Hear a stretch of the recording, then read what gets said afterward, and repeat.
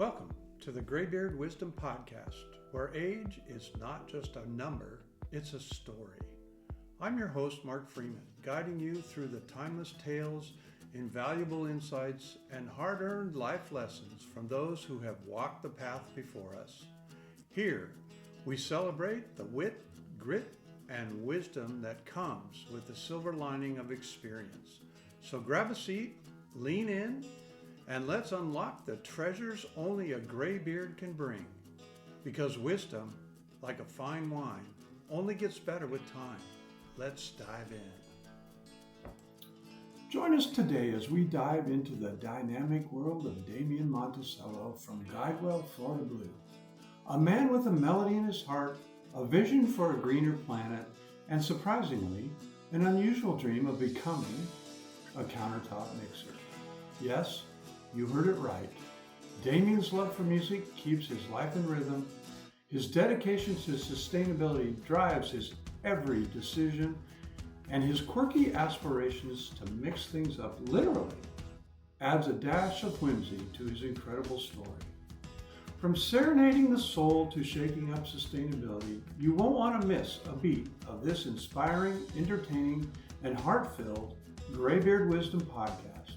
Let's turn up the volume and get mixing.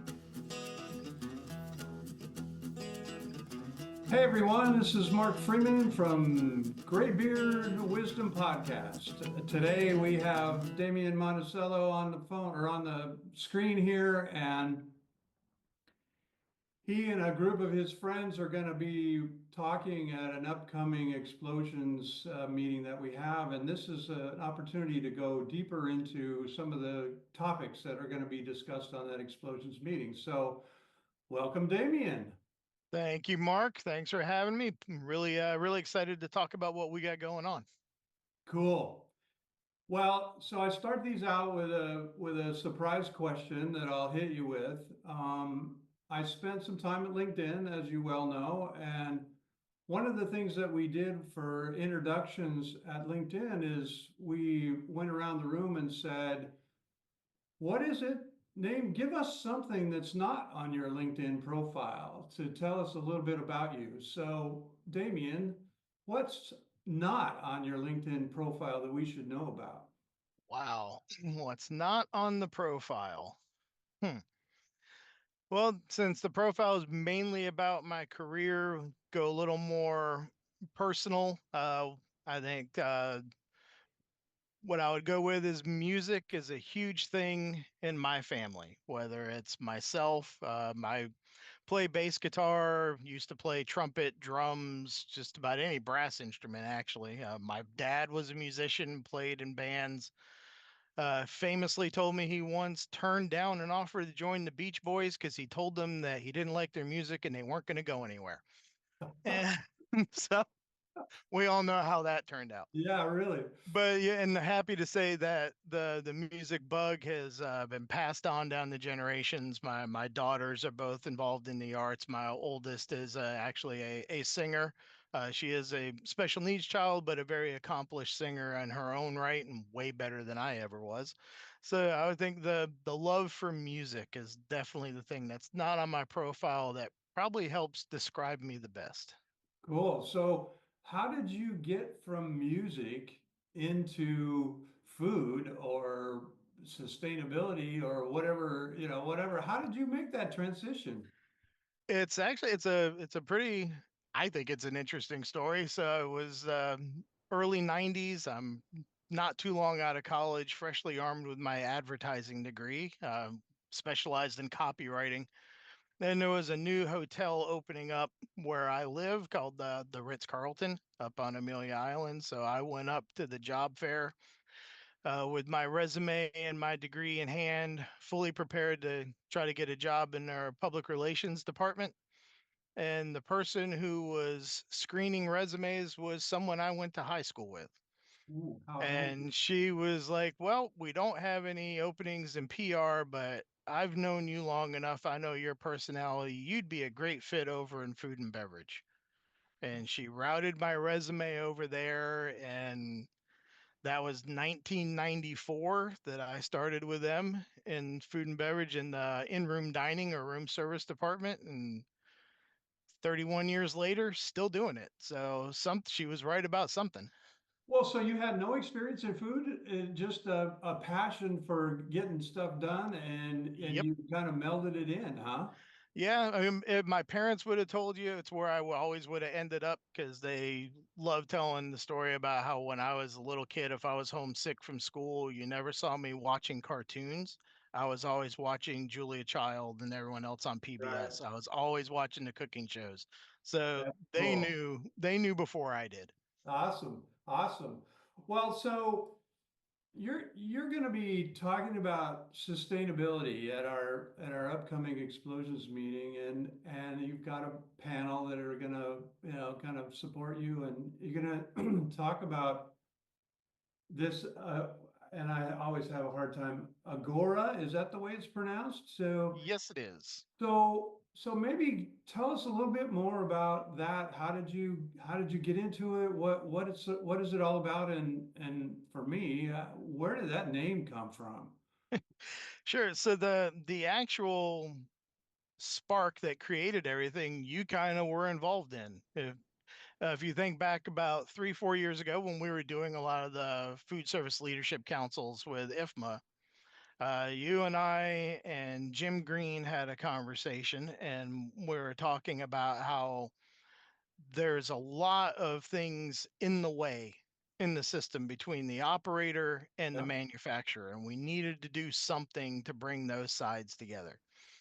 And so there was a handful of us that were on the Business and Industry Leadership Council that all had a passion about sustainability. And that's kind of what this grew out of there. So it's not part of IFMA's FLC. We all just kind of decided we're going to break off and tackle this topic because it was important to us. And from there, other people started hearing about what we were doing in other segments. So then we had some requests from people in college and university and healthcare and K through 12.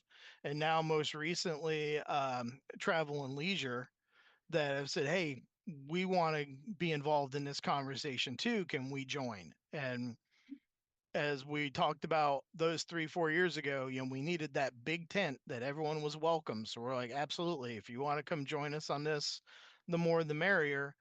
And that's what got the group to where it is now, which is about 35 to 40 different people over those 5 different segments. And Agora grew out of ancient Greece. Agora was that spot where everyone came, and it was that one big tent where knowledge was shared.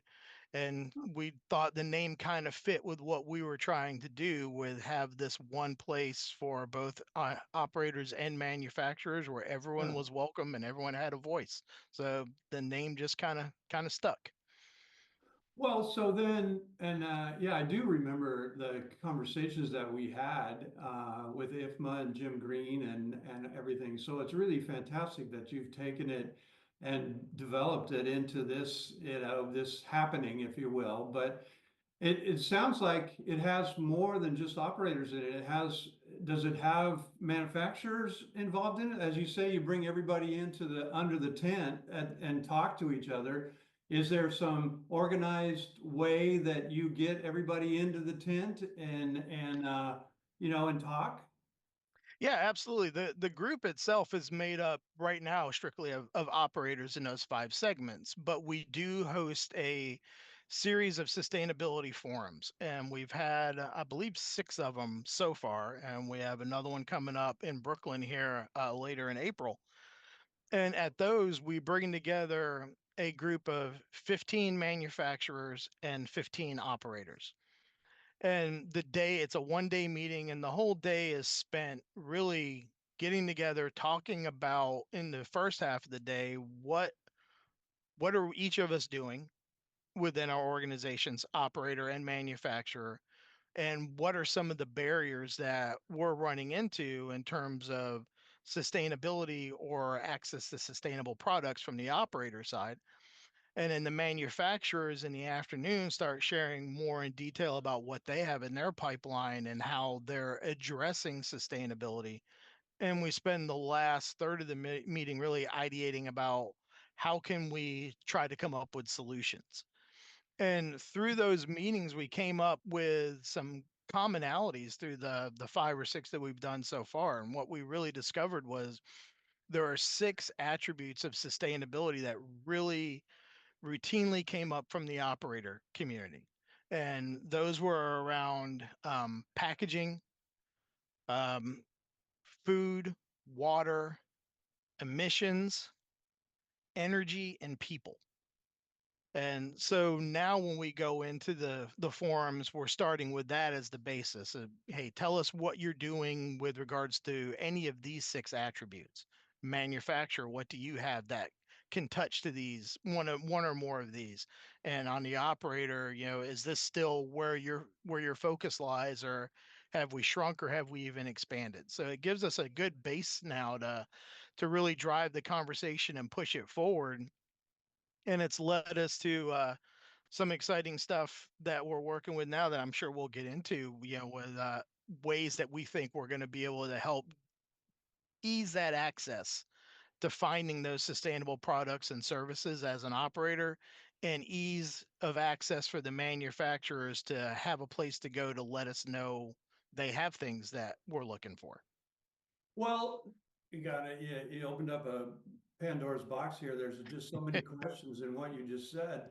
So when you bring these manufacturers and operators together, is there a focus on specific manufacturers? So obviously everybody's doing sustainability stuff, and so I'm guessing that the Cokes and the Pepsis and the Hershey's and all these big manufacturers are involved in sustainability. But then there's also the smaller ones, the ones that you never hear Yes. about, that have a hard time breaking into the market, right? And again, like you say, I think we'll probably get into that conversation in a little bit. But is it number one? I'm guessing it's always different suppliers that come in, or manufacturers that come into the tent. And then Hmm. also, is it different, or the same operators that, I mean, how do you deal with consistency and introducing new manufacturers and all that kind of stuff, right? Maybe give us Yeah. some detail on that. Sure. So, we start off, we like to have a couple of the operators be people who are part of the Agora sustainability community, who are members of what we're doing. We don't always want everyone to be part of that group. So, we'll find maybe 3 or 4 that are already part of what we're doing who can attend. And then when we start reaching out to manufacturers, and we'll even go beyond manufacturers and go to, we've engaged distributors, some of the Ciscos and the PFGs of the world, and told them, hey, this is what we're doing. What clients do you have, operator clients, that you think this would be of value to? Send them the invite, bring them in, because it's all free for everyone to attend on, for the operators. And we just want to hear those voices. So through that, we get a good mix where it's not the same operator voices every time. When we hosted one in Orlando, I was there because we had it at my facility. When we did one last year in Charlotte at Bank of America, B. Radida was there because, it was at her facility. But we try to really cast a pretty wide net in terms of the operator. And then on the manufacturer side, you talked about the medium sized and the smaller sized manufacturers out, and that was one of our caveats from the beginning, was everyone's welcome. No one's getting forced out because of what their scale is or isn't at the time. So we make a very concerted effort to have a mixture of small manufacturers and large manufacturers, Okay. because they can definitely learn from each other. When through the meetings, the other things that kind of came out, and this came started really in the conversations we had that you were part of. I think we found out there were some things that we all agreed upon. And one of the sustainability, it's a very complex framework. There's Yeah. so much that goes into it. So what do you really make of it? And there's a lot of parties, and every party that's involved seems to have a different message. Yeah, so there are different things that are important to me I might be focused on packaging and someone else as an operator is focused completely on energy, so we have to figure out how we deal with some of those. And then to your point about the smalls, there's a lot of intermediaries involved, and those intermediaries can help with access and they can also hinder access. Yeah. So, we're trying to reduce and eliminate as many of those roadblocks as possible by having this direct end user to end producer communication channel. So how do you, um, I mean, do you have like a newsletter or, I mean, how do you capture what's being said at these meetings and, get it to your broader audience, whether it be a member of your group or a non-member of your group? Yep. So we recently just launched an Agora sustainability LinkedIn page, where we put out information from our forums and any of the other work that we're doing. We are working on an actual website, Agora Sustainability. It hasn't launched yet, but we're in the process of getting that going. And when it comes to non-members, that's why we're doing stuff like this. We're reaching out to a lot of the different associations and groups. We've had conversations with NACUFs and SHFM and IFMA and some of the others about, hey, we have this message that we think people that are dealing with you are going to want to hear. So we're happy to come out and talk about what we're doing anytime. Menu Directions conference that Food Service Director Magazine puts on asked us to come in and open their conference last year with a panel about what we were doing in terms of sustainability in this work. So that's Great. really been our grassroots effort, so to speak, to get the message out there. Yeah, that's really cool, really cool. So I guess maybe let's kind of get into this. You and I have had some kind of offline discussions about this kind of hub or this Hmm.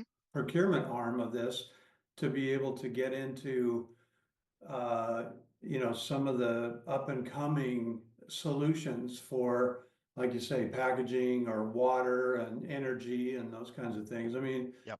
tell me a little bit about that and where you think this thing ought to go.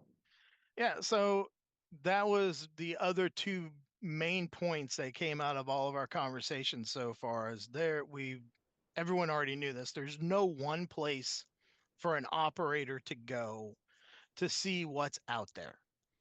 And at the same time, there's no one place that a manufacturer can go to really talk about what they have and what they can provide in that space. So that got us in the whole group really thinking around how can we attack this. It's a big problem, and but it's one that needs to be solved. And so what we came up with was almost thinking of like a search engine type, but specifically around sustainable products. So we're Google for for sustainability, huh? exactly, so what we're about ready to launch, and I'm hoping, fingers crossed, that I'm going to at least have some screenshot slides and stuff that I can share on the explosions, meeting is a portal where operators can go and free of charge to the operator. They can register, put in their information, which of those six key attributes of sustainability are they interested in, put in some information about their company and what they're doing, and then not operators, manufacturers can go and free of charge to the manufacturer, and manufacturer can enroll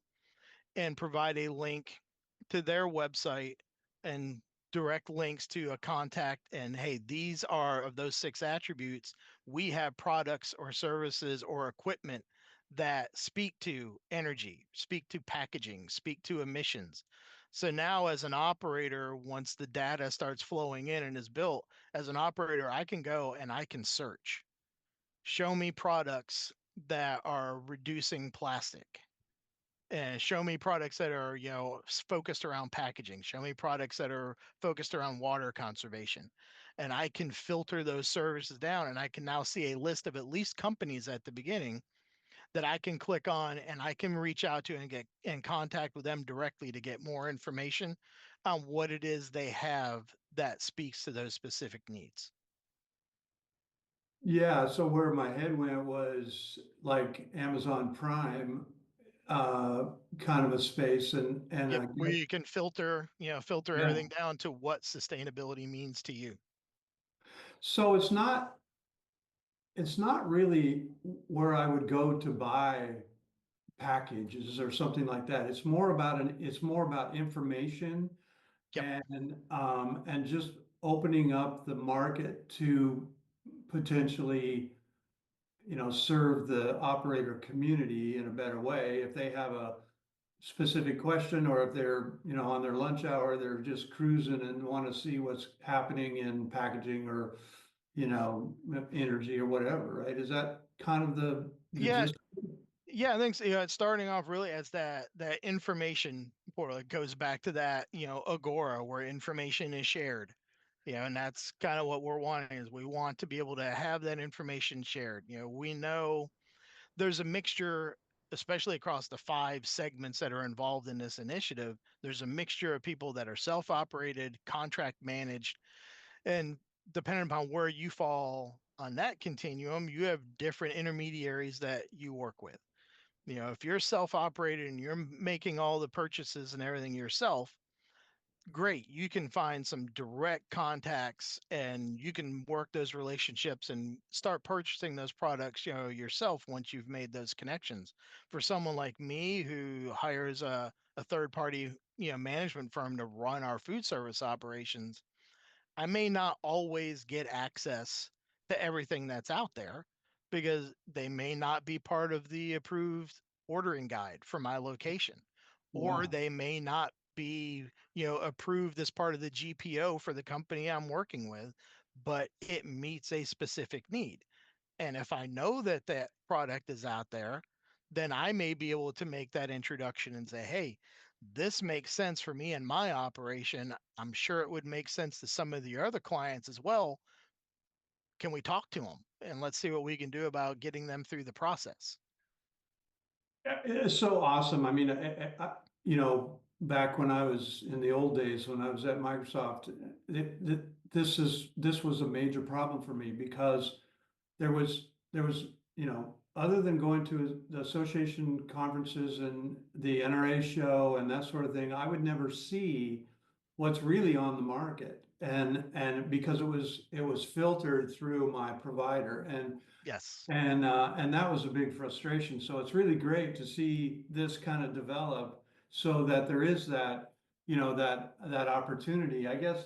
And there's a skeptic in me that I always look at this and say, huh, so what, I mean, and again, I'll go back to my Amazon analogy. So, there's always a list, of, where do you fit in the top, or how do I rate this 1 through 5 kind of question? Are you going to incorporate any kind of a analysis to this so that operators could say, don't ever work with this company ever again, or this is the best thing since sliced bread? Or, I mean, is there some way for an operator to say, whoa, a lot of other people are doing this, so why can't I do it, kind of thing? Or a resource maybe to call and say, hey, Mhm. how did this go when we brought this company in? Are you thinking about any stuff like that? We actually are. One of the components we just reviewed earlier this week for how we're looking at the site is the ability to leave reviews for the manufacturer companies. So if an operator has utilized that company, almost like a Yelp review, to Yeah. 1 to 5 stars, and that you'll be able to filter by those review ratings as well. Now some of that stuff we may keep isolated and turned off in the background until we have enough data for it to be statistically valid. We're not trying to crush anybody with one bad review because only 3 people have used them so far. So we want everything to be statistically valid enough for it to have merit. So we're trying to really figure out when do some of these features get turned on and initiated, but it's definitely something that's workable within the platform we're putting together. Well, and then will there be any I don't know, any guardrails, if you will. So if a manufacturer or a product comes in and, it gets rated one, I mean, do they risk not being a part of the tent? We hadn't discussed that specific one. As far as guardrails right now, what we do have in place is a, a vetting process. So when a manufacturer goes in and enters their information, there is on the back end a validation, a vetting process to make sure, is this a legit company? Is this a legit service? So we're not, hit by spam bots and a bunch of traffic that doesn't mean anything. Yeah. So we are going to vet and validate on the back end before something goes live within the portal. But I'm sure that's a conversation that the whole team and the users of this portal, once it goes live, will want to have is, hey, if something is consistently poorly rated, do we allow them to continue, or do we restrict them from being? And I think it might have something to do with what the reasoning is for those reviews. If it's the product or the service, that's one conversation. If it's more of a bit of a personal relationship aspect, with how you got along with who you worked with, that's something else. So I'm sure we'll have that conversation in due time. So when do you think this is gonna go live? I mean, it sounds like you're deep into it and have thought through a lot of this stuff. I mean, is there a go live date, or are how are you working that? Right now, our next step is we're presenting the platform as it currently exists to the whole Agora team, that 35 individuals, later this month, actually, at the end of this week. And from there, our next step is to build a manufacturer's task force that we're going to have a group of manufacturers come in and load their data and test the system out from their functionality side, which will then give our 35 people an opportunity to go in and filter and see how it works from the operator side. And is everything working the way we want? The last thing we want to do is put something out there that isn't tested end to end and have it fail. So we want to make sure we're right.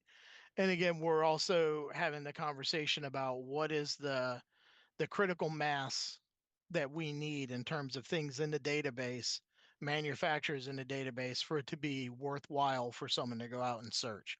We don't want to put something out and have a lot of no results found searches. So we're figuring we're probably going to be somewhere in that, once we get 75 to 100 manufacturers loaded in the system, we'd be ready to let the people see what's going on. So it's a few months out then, Yeah, just to I get would think. Yeah.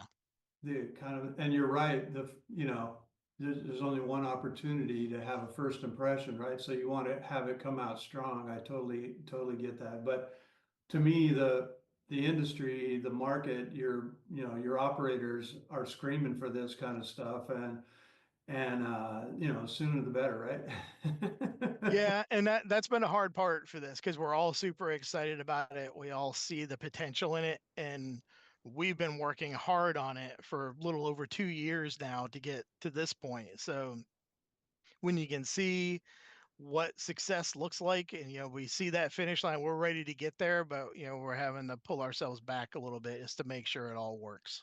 Well, and you got your day job to take care of too, right? There is that. Everyone that's involved in this group is strictly volunteer work. It's all stuff we're doing because we're passionate about it. Well, tell me a little bit more about that. I mean, how did you latch into this sustainability passion that you have to take this program to what it is? For me, it was about almost 15 years ago now, and it coincides pretty much with a change that happened here at our company. About 15 years ago, we had a change in CEO, and our CEO who came in at that time, his name is Pat Garrity, and he came in, and one of the first things that we did as a company was we revised our mission statement, and it went from this 2 3 sentence thing to 7 words, and it was just helping people and communities achieve better health. And I heard that and I started thinking about it. And I'm like, that can be applied to everything that we do within our food service program. Yeah. Is that helping the local restaurant community achieve better health? Because, we're a large employer wherever we are.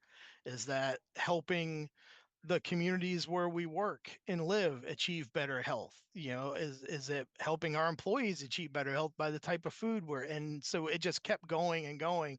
And then we're like, well, obviously it helps the planet achieve better health if we start doing some of these sustainable initiatives. So that was really the launch point for me that got me looking at what we were doing within our program and how we could start making changes. Well, and again, I've been through that same metamorphosis, if you will, is that, again, when I was at Microsoft, we went to the NRA show and there's this whole section about sustainability. And I thought, oh my God, we are so far behind in sustainability. We've got to do something. And so we did, and we jumped right into it, right? And our, again, a lot of our company mission was to use software in whatever we did in the program, right? And so we tried to infuse software into the sustainability piece of it and all that kind of stuff. So totally get what you're doing, but that those first, it's like you said earlier, sustainability is a big word. There's a lot underneath it. So how did you know where to start? I mean, how do you, like, again, at Microsoft, what we started with was styrofoam, right? It was like that was Yep. the something we could do is we completely, and that was a big shock to the campus because we had this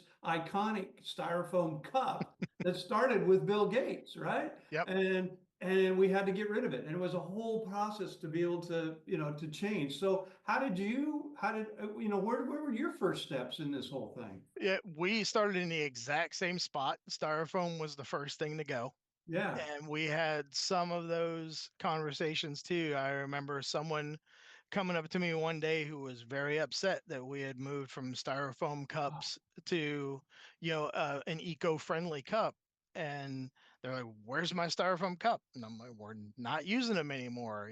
Yeah, but this thing sweats. They're like, "Well, you'll get used to it." So it was, the first step, and I think it was the first step for a lot of people was styrofoam and getting rid of that. And then the next big one was single use plastic, as much as we could. So that we looked at our conference center facility that my team manages here at our headquarters, and we looked at the couple thousand meetings a year we do and all the water breaks, and how many plastic bottles was that. So Yeah. eliminating that and moving to a high volume water bottling system in the conference center was the next step. Then it was, okay, we can eliminate the plastic bottles from the cafes as well when things like the Coke Freestyle machine came out. So you had way more access to so many different varieties and flavors that you weren't worried about. Well, if I get rid of bottles, I'm going to lose half of the Yep. products I serve. Yep. Well, now you can replicate it over here. So that was, the next step. And then really it was one of the positive things for us from the pandemic was the pandemic gave us an opportunity to do a lot because Yep. for a period of time everybody was gone.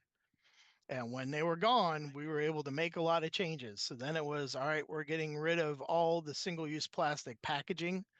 All of our to go containers are now going to be compostable. All of our cutlery is going to be compostable. um, all of our soup containers, everything. So we made that switch. We got rid of plastic straws. We put in closed loop oil systems for the deep fat fryers and all these things where we could get rid of the plastic jibs. And that was, well, now what do we do with all this compostable stuff? So that brought in the food waste dehydrators that we installed so we could reduce that waste down into a soil amendment that we can give out to employees to let them use at their gardens and stuff at home. So then when people started coming back, it's just, hey, this is just how we're operating now. And it wasn't that big sudden shock to their system where on Friday they had all this stuff and now on Monday they didn't. It was a year or so before they came back. So it was, Yep. oh, maybe this was here when I left and I just don't remember. So it really helped things get accepted a lot more quickly. Yeah, and that, from the customer side, I totally agree that that's the shift. And, I didn't have the option of a pandemic to change. And so there was a lot of pain involved in the change, no question about it. So, and it sounds like, I mean, from the top level of your company, there was support because you had kind of conditioned it around, the company mission. But that doesn't always happen at the drop of a hat either. I mean, so maybe how did you position it with upper level leadership to be able to get the support to be able to do the changes that you needed to do? Because my guess is you can't just go do everything the way you want to do it, and there's a lot of budget there for it, and all that stuff. So how did you position it within the company to be able to be the success that you are? Right. I think the biggest lifts were really the food waste dehydrators and the closed loop oil, recapturing system, because those were the ones that took capital investment on our part to make Yeah, happen. So really what we were able to show was just, hey, based off of our volume, this, and I'll use the oil system for an example, with how frequently our operator is filtering the oil and changing the oil, and the number of those plastic jugs that come in that they're then using to refill. If we're able to recapture this, filter it, and then the company that takes the oil and comes and collects it, they then convert it into biodiesel. So it's got a new life. We're able to show that with our volume, we're able to reduce the CO2 emissions equivalent to taking 10 cars a year off the road. Now, it's not a huge number, but it's still 10 cars is 10 cars. And if yeah, you start doing that over year, and we've had this in place now for, 5+ years, almost 6 years, those things start to add up. The food waste dehydrators was similar. As we all know, you get charged on your dumpster pulls by weight. yeah, Well, even if we do nothing with what comes out of this thing but throw it in the dumpster, we're reducing its weight by 80% from what goes in to what comes out. yeah. Think about how many less tons we're pulling out of here, and what's that going to save us in terms of our waste haul bill. So we were able to show how we could pay for that equipment within a matter of like a year and a half, 2 years, just with the savings on waste haul. So that helped get the buy-in from the engineering department. And that then, fortunately, we and engineering report to the same vice president, so he's able to see my side and their side, and we presented a united front. And we own, through that engineering and facilities side, we own most of the sustainability initiatives for the company. So whether it's the switch from compact fluorescents to LEDs, and how we're handling reclaimed water for irrigation, it all lives within our corporate services world. So we're able to position it as part of our overall sustainability package, and that resonates perfectly with our C suite, because how we address sustainability is part of our corporate report every year and something they want to report on. So whenever we can show things we're doing that are moving the needle, that we tend to get support for those. Well, and so to extrapolate some of that, so you approached it from a cost savings approach, which always, resonates with the C-suite, like you're Yep. saying. But then also it sounds like you kind of, built it around the corporate objectives around sustainability. And because you're probably 90% of that sustainability world, it resonates with them and they want to be able to project it. Is there anything in the, like you were saying earlier around health and well-being and that sort of thing? I mean, is there some connection obviously with single-use plastic? There's, I guess, some studies out there around these microplastic things Hmm. that are in your everybody's body. And I mean, did you twist it around any of that kind of stuff to bring it to a healthy focus? When we started that initiative, the microplastic conversation wasn't as big of an item as it is now. It was really more around things that were environmental. We are in Florida, we are headquartered in Florida. Everyone remembers the picture of the sea turtle with the straw. I'll never forget it. And so that was a pretty easy sell for us because, I mean, we're surrounded by water. Yep. The sea turtles, this is their home for so many of them. So if we're just be able to impact some of that, that is what really helped sell it with our employees because they're like, well, yeah, of course we want to do that. We want to take care of the beaches. We want to take care of the oceans. It's part of why we live where we live. So, there really wasn't a lot of pushback. Well, that's good. It's good. And again, sometimes it it's hard to get to the C-suite with, positive things, and they always like to hear that. So, that's great that you're able to do that. It's to me, it's a constant battle to keep them informed with what they need to know, but don't get them so deep into what you do that they're solving the problems for you, because Right. it's nothing but a problem, right? So, um, okay, so I guess maybe anything else you want to talk about with relationship to sustainability, or anything. You're obviously a icon in the industry with the recently acquired silver plate. Congratulations on that. Thank you. And you got your nose into a lot of different things. I mean, is there something out there that this audience should know about that maybe is not top of mind for them, but you're exploring it because you're a leader?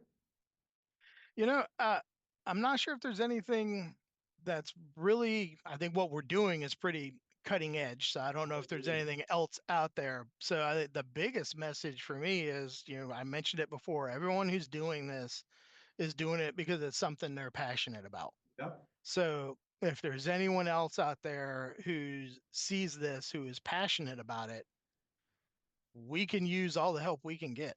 We're at 35 people now on the operator side across all those five segments.